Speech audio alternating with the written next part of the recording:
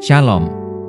Selamat datang di Renungan Harian Rhapsody of Realities Indonesia, edisi 3 September 2025. Judul renungan hari ini adalah Janji Roh Kudus.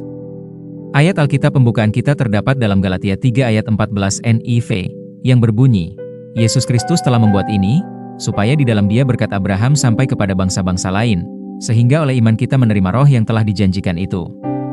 Ketika Allah berjanji kepada Abraham bahwa melalui dia semua bangsa di bumi akan diberkati, dia berbicara secara nubuat tentang Injil dan Roh Kudus.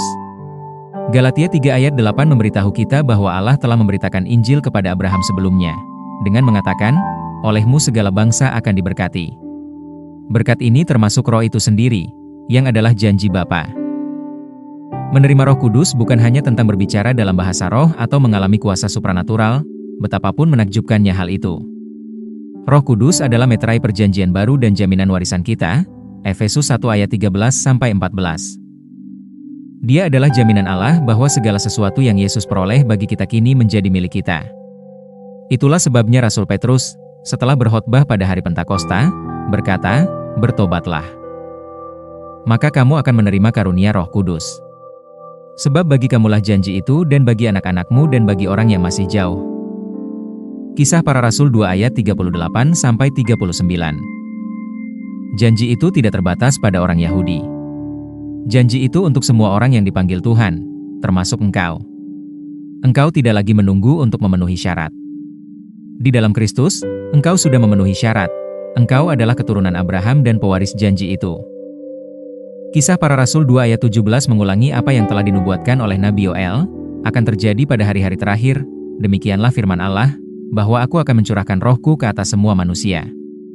Perhatikan bahwa janji itu untuk semua orang, sebab bagi kamulah janji itu dan bagi anak-anakmu dan bagi orang yang masih jauh, yaitu sebanyak yang akan dipanggil oleh Tuhan Allah kita. Kisah Para Rasul 2 ayat 39. Setelah engkau dilahirkan kembali, engkau tidak hanya memiliki sebagian berkat Tuhan, tetapi juga ukuran penuh dari Dia yang membawamu ke dalam segala yang Tuhan miliki. Roh yang sama memampukan engkau untuk hidup berkemenangan setiap hari. Dia membantumu memahami firman, menuntun engkau ke dalam seluruh kebenaran, dan memampukanmu untuk menyatakan Kristus. Sadari selalu dan syukuri kehadirannya di dalam dan bersamamu. Luangkan waktu bersekutu dengannya. Akui Dia, dan Dia akan menuntunmu masuk, dan membantumu memenuhi tujuan ilahimu. Mari kita bersama-sama berdoa.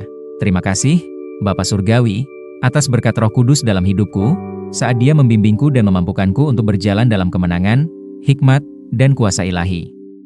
Oleh Roh Kudus, aku mengetahui dan memiliki semua yang telah Allah sediakan bagiku di dalam Kristus, berjalan di jalan yang telah Dia tetapkan, saat aku menggenapi tujuanku yang mulia di dalam Kristus, dalam nama Yesus, amin. Untuk lebih mendalami dan mengerti renungan kita pada hari ini, baca juga ayat-ayat berikut ini, Yohanes 14 ayat 16-17, Kisah Para Rasul 2 ayat 38-39, Efesus 1 ayat 13-14. Jika kamu diberkati dengan renungan ini, silahkan berlangganan pada semua akun media sosial kami seperti YouTube, Facebook, dan Instagram. Dan jangan lupa untuk membagikannya kepada semua orang supaya mereka juga diberkati dengan firman Tuhan ini. Bagi kamu juga yang rindu untuk dilayani secara langsung, silahkan hubungi nomor yang ada di bawah ini. Sampai jumpa besok hari. Salam kasih karunia dan Tuhan Yesus memberkati. Amin.